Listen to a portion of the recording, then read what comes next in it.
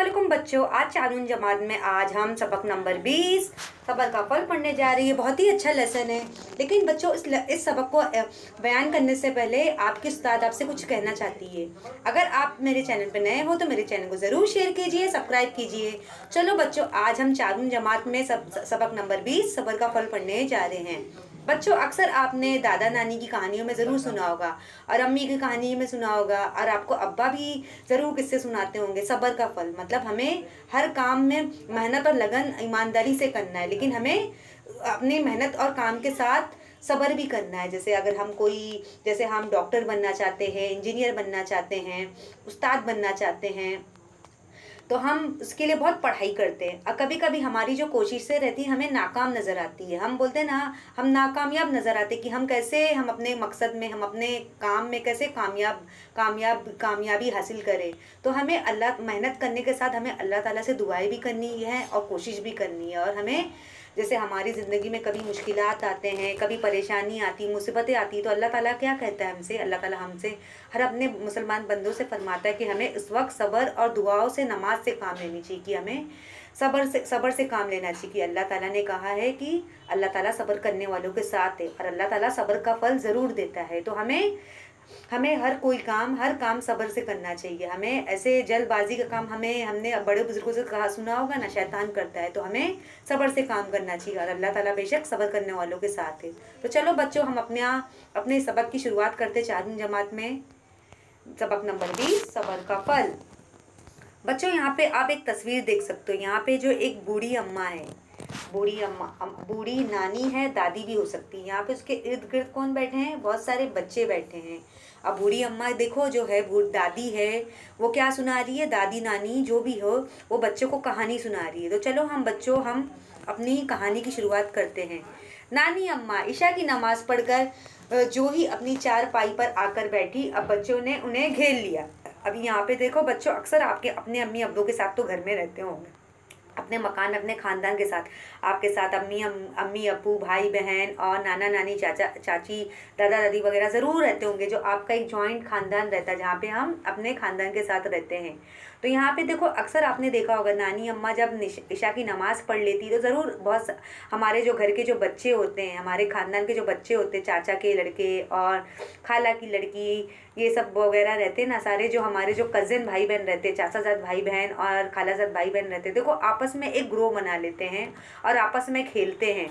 नानी अम्मा ईशा की नमाज़ पढ़कर जो ही अपनी चारपाई आकर बैठी, बच्चों ने उन्हें घेर लिया। अभी नानी अम्मा जो उन्होंने क्या किया, घर जो एक खानदान में रहती है, उन्होंने नमाज़ पढ़ी, ईशा की नमाज़ पढ़ ली और उन्होंने और एक मतलब एक पलंग पे बैठ गई। नानी अम्मा ने क्या किया, हम देखेंगे इस लेसन में क्या कहानी है। नानी अम्मा ईशा की नमाज़ पढ़कर जो ही अपनी चारपाई पर आके बैठी, बच्चों ने इन्हें घेर लिया।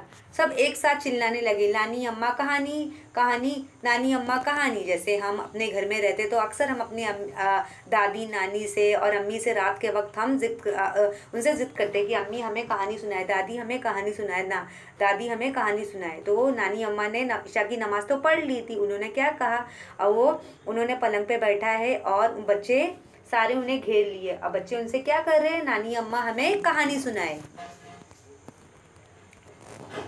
सुनाती हूँ ज़रा दम तो लूँ, तुम लोग इस तरह शोर मचाओगे तो कैसे सुनाऊंगी। अभी नानी अम्मा क्या बोल रही है, बच्चों मैं कहानी सुनाती हूँ। नानी अम्मा क्या बोल रही है, मैं कहानी सुनाती, लेकिन ज़रा तुम शांति तो हो जाओ, मुझे दम तो भरने दो। अगर तुम लोग इस तरह मुझे शोर मचाओगे, चिल्लाओगे, तो मैं कहानी आप लोगों को कैसे सुनाऊंगी। चिल्लाने लगे नानी अम्मा कहानी, नानी अम्मा कहानी।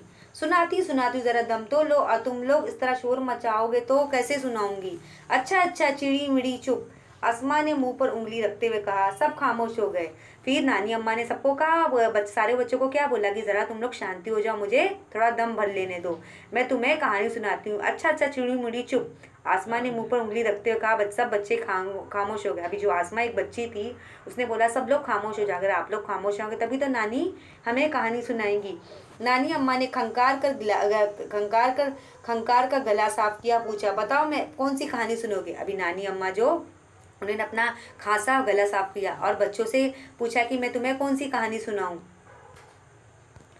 परियों की कहानी आरिफ बोला। अभी जो आरिफ ने क्या बोला, हमें परियों की कहानी सुनना है। जैसे हम अक्सर बच्चे जो रहते हैं अपनी दादी अम्मा से जिक्र करते हैं, नानी अम्मा से, कि हमें कहानी सुनना है, हमें राजा की कहानी सुनना है, रानी की सुनना है, परी की सुनना है, शहजादी की सुनना है, वगैरह वगैरह।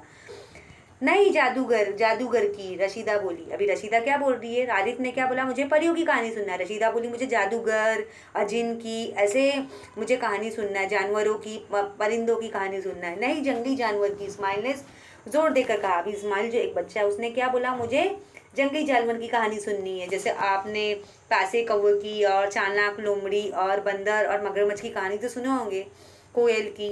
नानी अम्मा बोली, बच्चों ये कहानियां तो हमेशा सुनते रहते हो। अभी नानी अम्मा ने क्या बोला, तुमने तो परिंदे और जानवर की कहानियां तो आमतौर पर सुनते ही होंगे।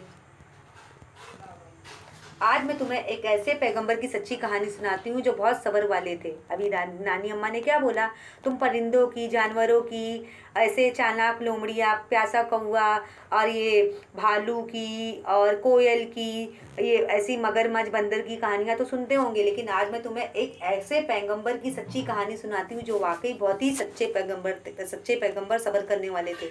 बच्चों, अक्सर जैसे आज हम किसके उम्मती है, जैसे हमारे दुनिया में अल्लाह ताला सबसे पहले आदम अलैहिस्सलाम को भेजा था, और हमारे आखिरी पैगंबर कौन है, हुजूर सल्लल्लाहु अलैहि वसल्लम, जो हमारे आखिरी पैगंबर है, और उनके हम उम्मती, हम उन्हीं का कलमा पढ़ते हैं।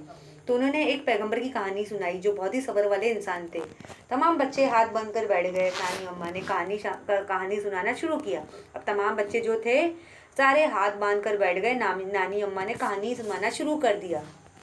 हज़रत अय्यूब अलैहिस्सलाम अल्लाह के एक पैगंबर हो गुजरे रहे। जैसे अल्लाह ताला ने हमें बहुत सारे अम्बियाओं को भेजा, बहुत सारे पैगंबरों को भेजा अपनी अपनी कौम के, ताकि वो अपनी कौम को एक अच्छा पैगाम दे सके, अल्लाह का पैगाम पहुंचा सके, और हमें अच्छाई बुराई की समझ, हमें पता चले कि अच्छा क्या है, हम अच्छा बुरा क्या है, अच्छा क्या है बुरा क्या है।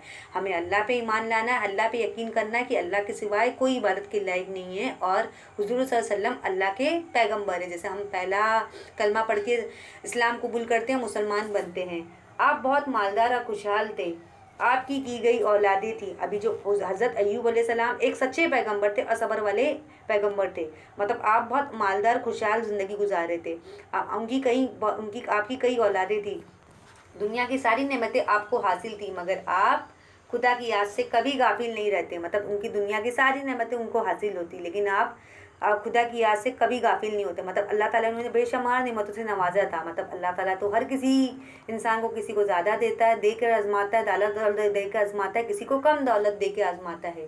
दुनिया की सारी नेमतें आपको हासिल थी, मगर आप खुदा की याद से कभी गाफिल नहीं रहते। मतलब अल्लाह ताला ने उन्हें बहुत सारी नेमतों से नवाजा था, लेकिन कभी भी वो अल्लाह की याद से, कभी अल्लाह का वो हमेशा याद करते थे, कभी भी ऐसे नाशुक्री नहीं करते, अल्लाह ताला का हर वक्त शुक्रिया अदा करते रहते। आप खूब दिल लगाकर खुदा की इबादत करते थे। मतलब आप अल्लाह ताला की खूब दिल लगा के इबादत किया करते थे। हज़रत अय्यूब अलैहिस्सलाम की खास खूबी ये थी कि आप अच्छे दिनों में खुदा का शुक्र अदा करते और मुश्किल वक्त में सब्र काम लेते, कभी किसी बात की शिकायत ना करते।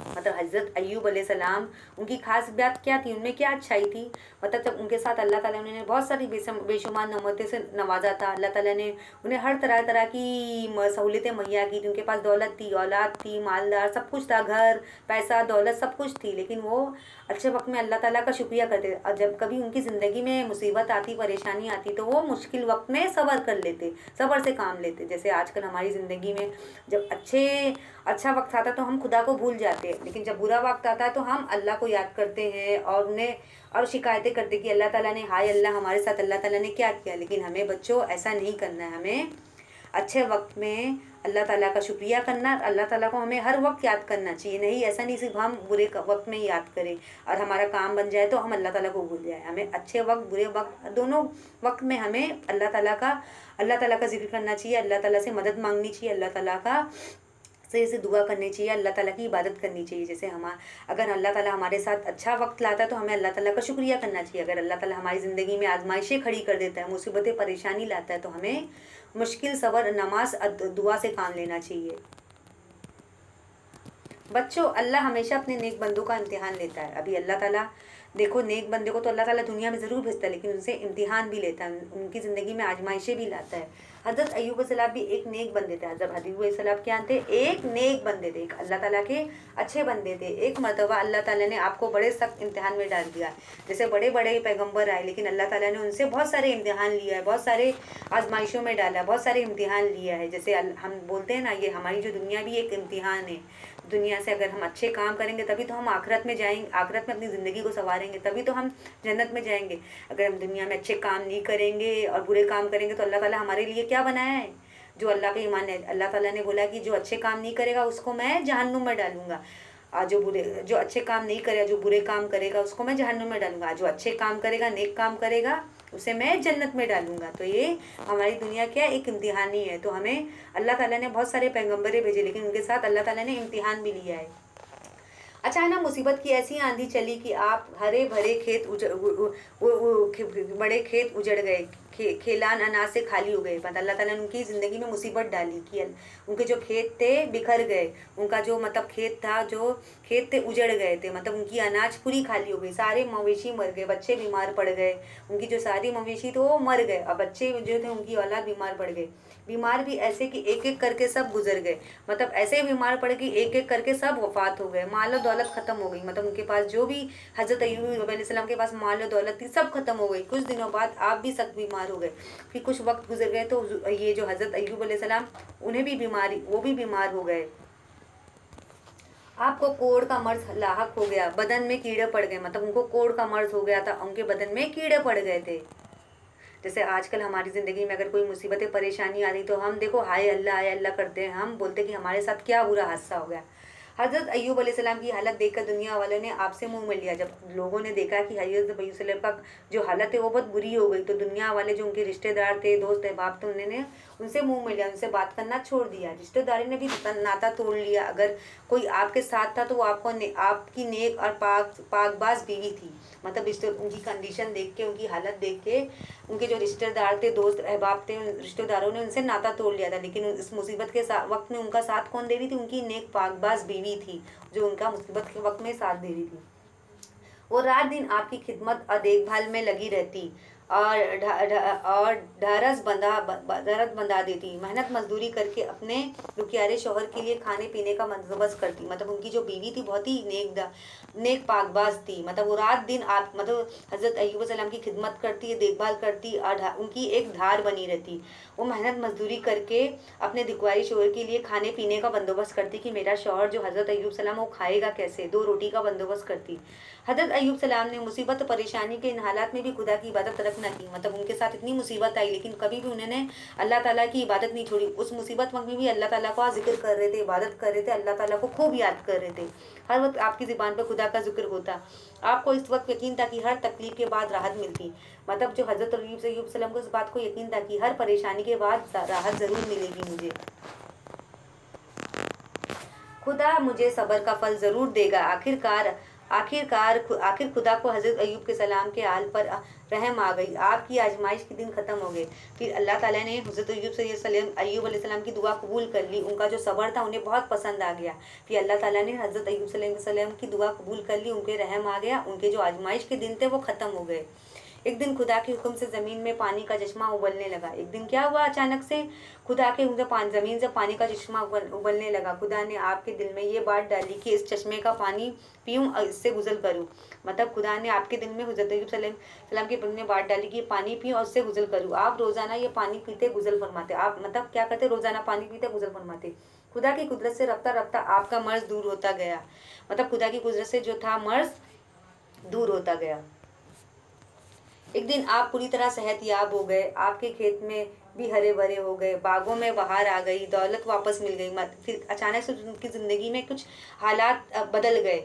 आपके खेत क्या हो गए? हरे भरे हो गए। अब बागों में बहार आ गई, दौलत भी वापस मिल गई, गम के बादल छट गए, ज़िंदगी में खुशियाँ लौट आई। हज़रत अय्यूब सलाम इम्तिहान में पूरे उतरे थे। मतलब हज़रत अय्यूब सलाम इम्तिहान में कामयाब आ गए कि उन्हें उनके साथ ज़िंदगी में मुसीबत तो बड़ी आई और परेशानियां भी आई। और मतलब जो हालात ज़िंदगी से गुजर रहे थे, परेशानी से जो मुब्तला थे, उन्होंने लेकिन सब्र और हिम्मत से काम लिया। उन्होंने सब्र, हिम्मत, नमाज, दुआ से काम लिया। जो वो हज़रत अय्यूब सलाम अपने इम्तिहान में कामयाब हो गए। अल्लाह ताला उनको उनका जो सब्र था, उनकी इबादत बहुत पसंद आई और वो इम्तिहान में कामयाब हो गए। कहानी ख़त्म होने के बाद नानी अम्मा ने पूछा, बच्चों बताओ तुमने इस कहानी से क्या सीखा। कि ये कहानी जो नानी अम्मा अपने बच्चों को सुना रही थी, अपने ख़ानदान के बच्चों को सुना रही थी। कहानी सुनने के बाद नानी अम्मा ने बच्चों से पूछा कि बच्चों तुमने इस कहानी से क्या सीखा, तुम्हें इस कहानी से क्या सीखने को मिला। आसमा जो उम्र में सबसे बड़ी थी, सियानी थी, बोली, नानी अम्मा हमने सीखा कि सब्र का फल मीठा होता है। फिर तमाम बच्चों में से आसमा जो उम्र में बड़ी थी उसने, और सियानी भी थी, चालाक भी थी, उसने नानी अम्मा से क्या जवाब बोला कि नानी अम्मा मैंने इस कहानी से सीखा कि सब्र का फल वाकई मीठा होता है। तो बच्चों हमें ज़िंदगी में सब्र से काम लेना चाहिए, हिम्मत सब्र से।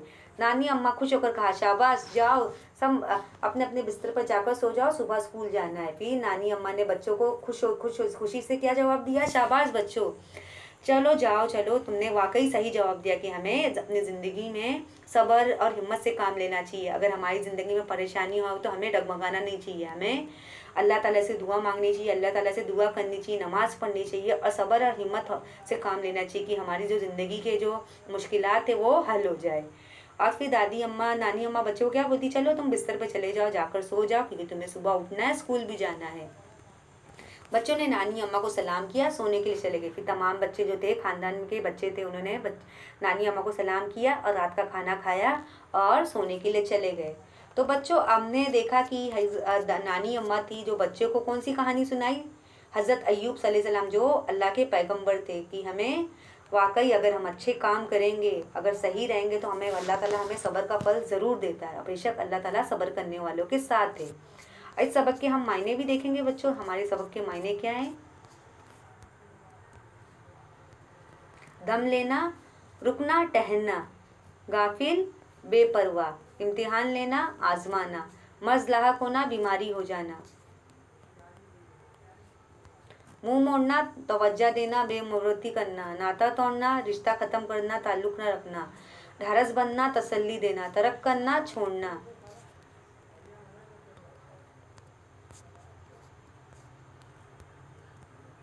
अभी बच्चों दम लेना का मतलब क्या होता है? रुकना, ठहरना मतलब थोड़ी देर, जैसे हम सांस लेते हैं, हमारी सांस फूल जाती है तो थोड़ी देर रुक जाना।